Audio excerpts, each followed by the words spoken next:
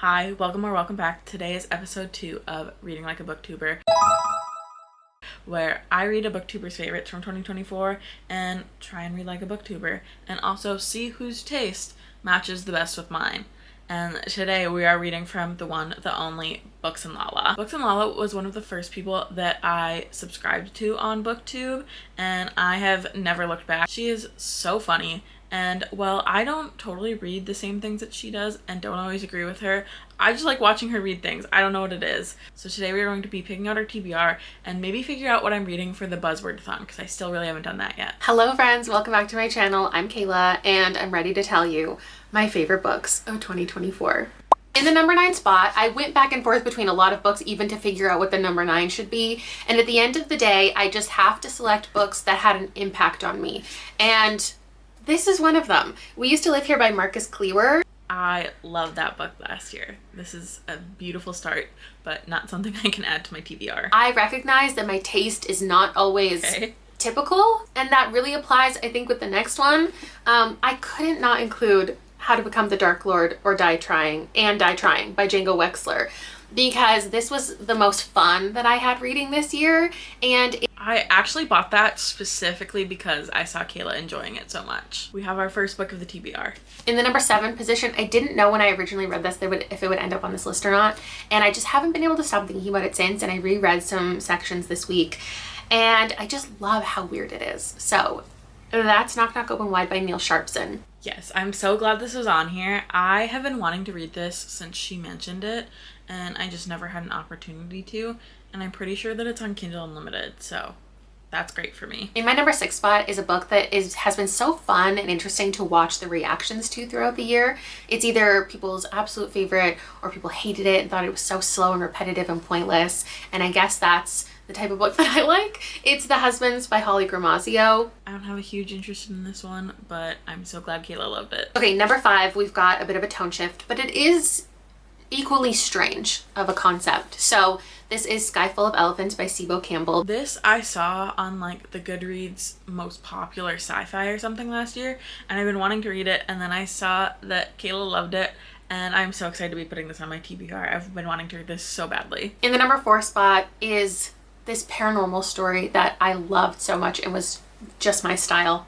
Again, maybe wouldn't recommend it super broadly, but there are people who love it. So it's The Haunting of Elkwood by Gwendolyn Keist. Another book very much my taste, very for me, is in the 3rd spot. This is something that's been recommended to me so many times over the years, and it's just the perfect, quiet, apocalyptic, intimate story that I traditionally love, and that's The Blue Book of Nebo by Manon Stephen Ross. I also loved the way book number 2 was written. This was some of my favorite writing this year. It's a book written in verse, and that is Autobiography of Red by Anne Carson. Now, the last one is one that while I was reading, I thought I'd be able to recommend to everybody, but it's really gotten a mix of ratings and reviews. So my favorite book of the year is I Was a Teenage Slasher by my favorite author, Stephen Graham Jones. I loved I Was a Teenage Slasher. It's my favorite Stephen Graham Jones, and you can argue with the wall, but that also means that we need 2 more.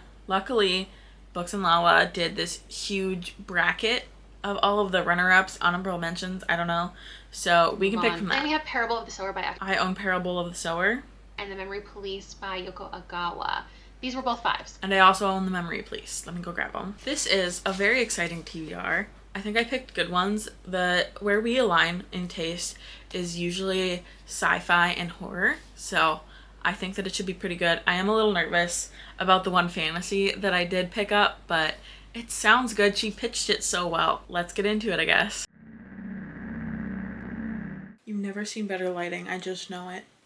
I am 8% of the way into The Dark Lord. How to Become the Dark Lord and Die Trying by Django Wexler. And it's so stinking fun. Like, is it definitely a woman written by a man, and is she horny all of the time? Yeah. But it's just such a good time. But, like, I'm loving it. She is pillaging and has more of a heart than she likes to think that she does, and falling in love with an orc that is hot and stuff. It's just a good time. And I have like 20% left. It's just such a good palette cleanser. I really hope nothing drastically bad happens out of nowhere. That would be so rude. And yeah, I'm probably gonna finish this up tonight. I'll update you when I'm done with the book.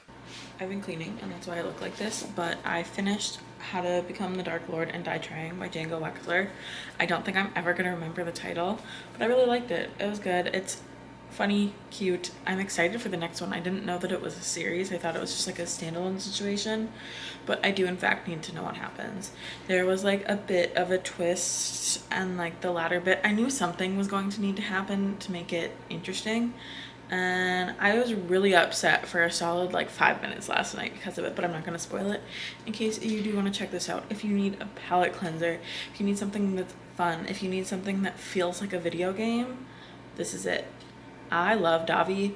I can't wait to read the next book. I'm trying to get my hands on an arc of it because I would like to read it right now, immediately. Please and thank you. This morning, while I've been cleaning because our house is a disaster, I've been listening to Parable of the Sower. I'm hoping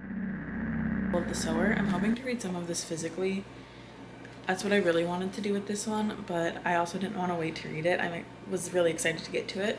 I was also kind of bummed that because it starts in 2024, but I'm only a third of the way through and we're already to 2026, so it still feels like I'm reading it in this timeline. It's still just as horrifying. We're following 15-year-old Lauren, and she is 17 now. 2 years have passed.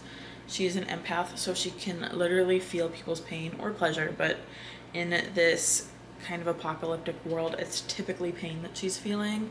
They're in a climate crisis. Water and food is very expensive, hard to come by. They live in a fenced-in cul-de-sac, but more and more people are breaking in and stealing things. And she is going out into the world and trying to fix things and do good. And during all of this, she is writing in her journal, and she is writing in a way that she is like trying to create a new religion, a new religious text called Earthseed. Basically, it's just trying to help people. And she's not perfect either by any means. However, all of the people in her life are also awful. I don't know how you can be good in a apocalypse situation. I don't think that brings out the best in people, obviously, but I am enjoying it. It was also supposed to snow here, which is why I made chicken tortilla soup. I wanted like a cozy meal. However, it has not snowed. It hasn't even really rained. So we'll see how far I get into this today. There's just so many books that I want to read this month that I'm struggling a little bit. Not that I don't want to read this, I just want to read everything. That's all the update I have for you. My weekend has not been very interesting, but it has been good. I'll talk to you either when I'm done cleaning our living room. I'm not showing it to you until it's done. It's gross. Or when I have thoughts about the book. Okay, bye. I didn't update you yesterday. All I did was clean and listen to this on audio, and it was excellent, as expected. It was so good. This is an apocalyptic story. We were watching a young adult come into adulthood, basically, and she's going through this climate crisis, this apocalypse. People are absolutely feral, which pre-pandemic, I don't know how believable this would have been to me. And now I'm like, yeah, this is exactly probably how this would go. And it's bleak, but there's hope. I really enjoyed it. It is a duology, I believe. I will absolutely be checking out both more from Octavia E. Butler and just the conclusion to this duology. This is a 5-star for me. So we have a 4.5 and a 5-star so far. And I'm hoping to start Sky Full of Elephants tonight. I have some audio hours on Spotify, and then I also have a Libby hold for the ebook because I don't have it physically. I'm hoping that'll work out for me. Hopefully the audiobook is good. I also wanted to really quickly see how many Buzzword-a-thon and the Cover-a-thon, whatever it's called, these books count for. Okay, the first one for the Buzzword-a-thon is Truth and Lies. I don't think any of them count for that. Water-related words. Animals, Sky Full of Elephants, so that's 1. 2 and 2. Memory-related words. I think I'm actually going to use this one for this prompt because I don't know that I'll have anything else. The Memory Police obviously counts. That's 3. Titles featuring punctuation. I was actually really worried for this one, and Knock Knock Open Wide has a comma. Violent words. I feel like the Dark Lord is kind of a violent word, but I don't know if I would count it. Police would probably be a violent word. And then alliteration. How to Become the Dark Lord and Die Trying has 2 Ds. I was gonna be shocked. That title is so long and also so hard to say. I'm so tired of saying it in videos because I never get it right on the first time. I'd be stuttering. These are what I'm actually going to be using if you are interested in what I'm attempting to read for this challenge. It's a year-long challenge. I don't know why you'd be here if you don't also watch Booksandlala. I am going to go listen to Sky Full of Elephants and walk on the treadmill because I need to move my body. It's been disgusting and cold here, and we haven't been going on outside walks, so I need to do something else. We're doing exceptionally well so far this vlog in terms of book ratings, and I feel like where Kayla and I really intersect with our ratings and our interests are in horror. So I only picked one horror though, now that I'm thinking about it. So this vlog is going exceptionally well for me not really picking things that are in my best interests. And I will see you later tonight. Okay, bye. I'm about 25% of the way into Sky Full of Elephants, and it's really good so far. All of the white people died in varying horrific ways. And first we follow a man who is a teacher, and he's continuing to teach, but it's a little less structured now because of the significant amount of people in America that are gone.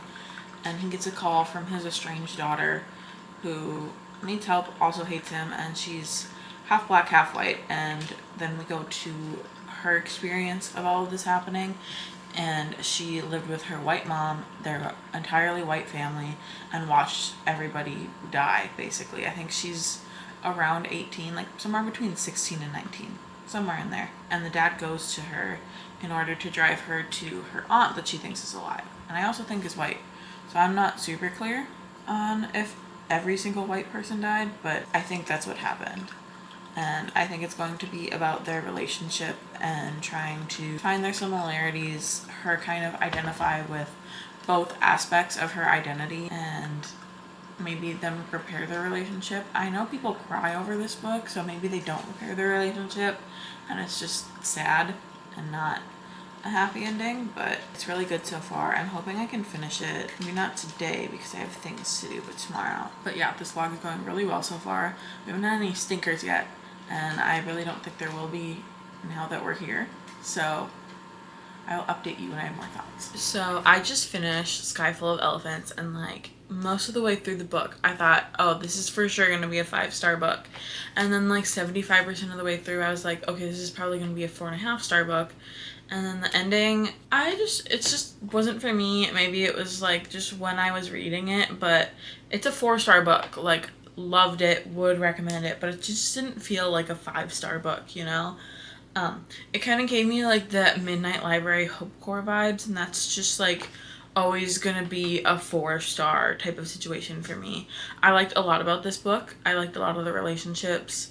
I thought it was a really cool concept, and I will not hesitate to recommend it to people. And I will see you when I have any thoughts on The Memory Police, I think is the next one I'm going to be reading.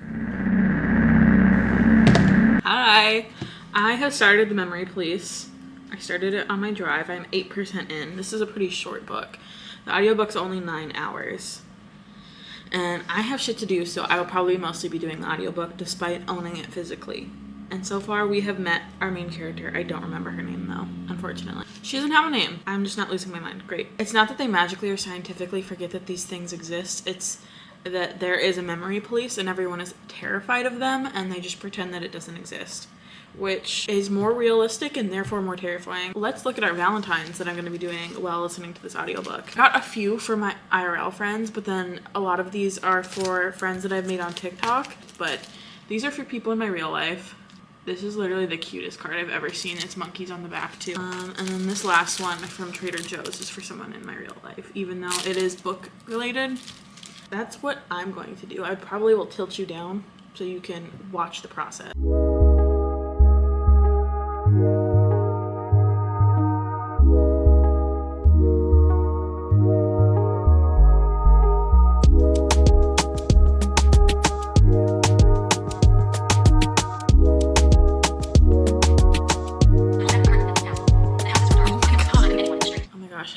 Now that I've thoroughly gotten my arts and crafts on, I can talk to you about Memory Place. I also had to put a t-shirt on because I got really hot. I am almost done with my cutie little Valentines, and I'm halfway through the Memory Place. For only being a 9-hour book, this book is like very slow.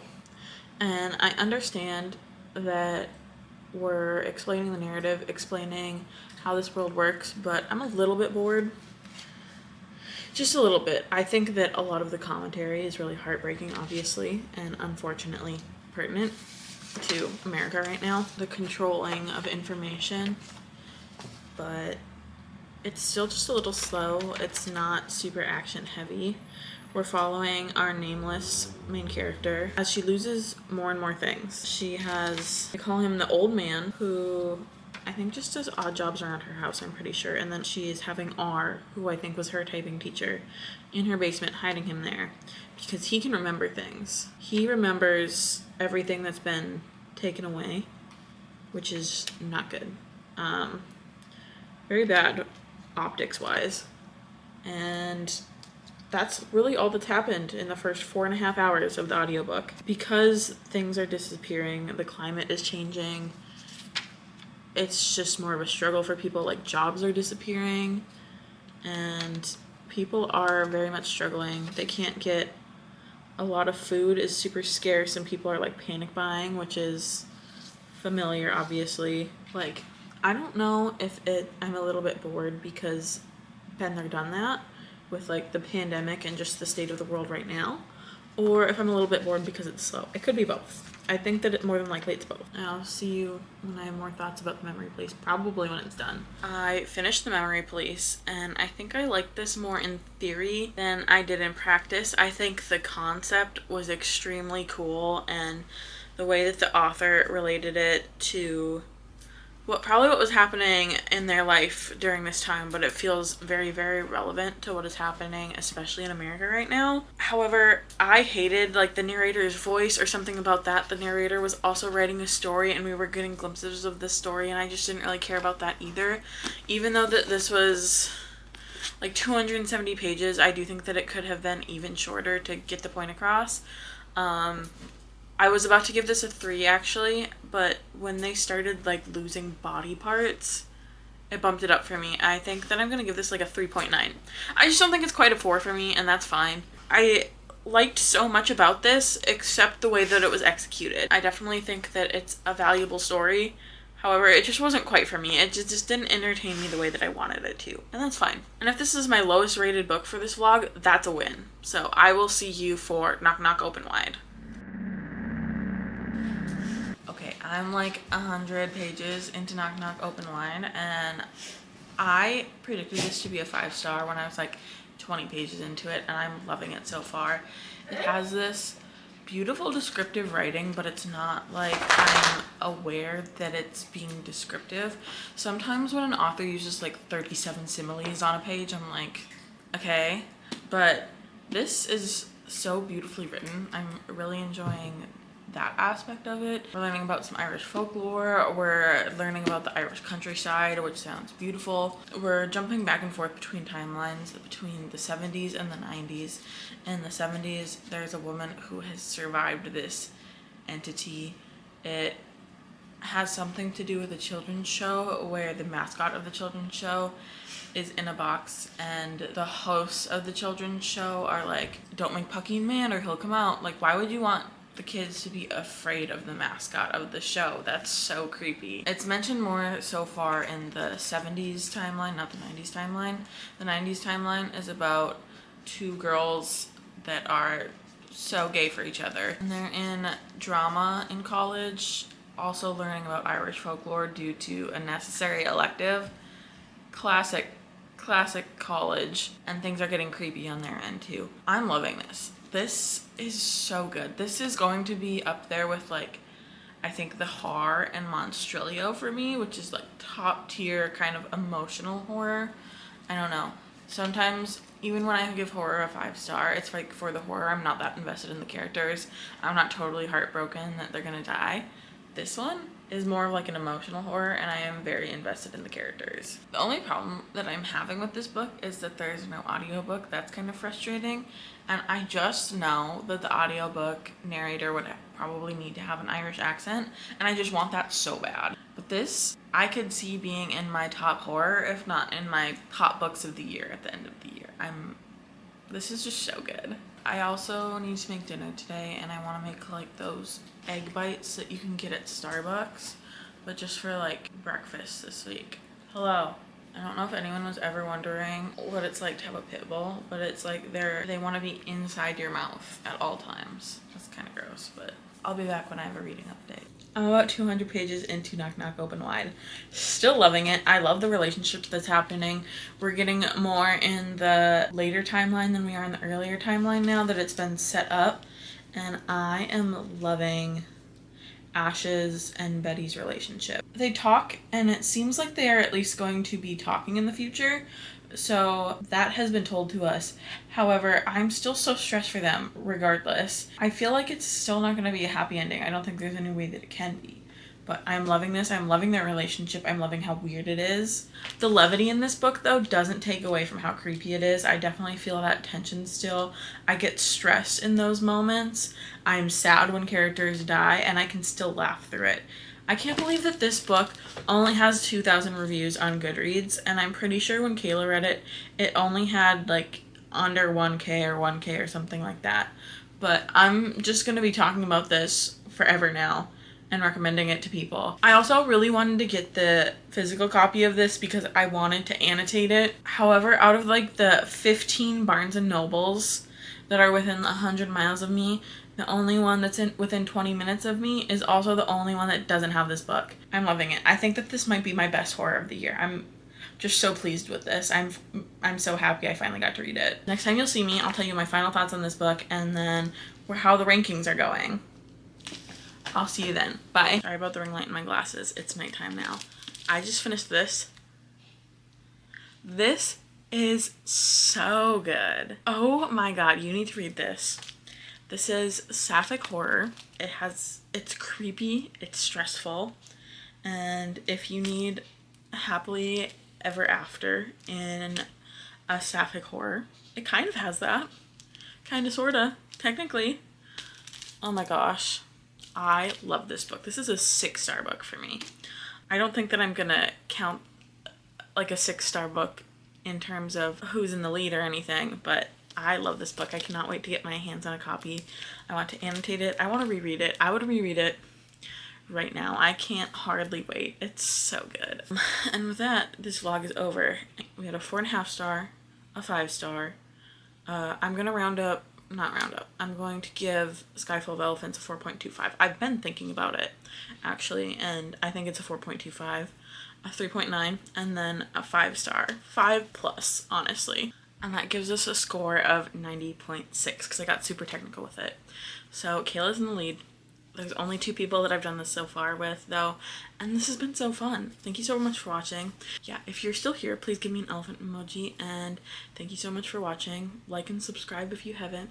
I'm trying to grow this channel, and I will see you next time. Bye!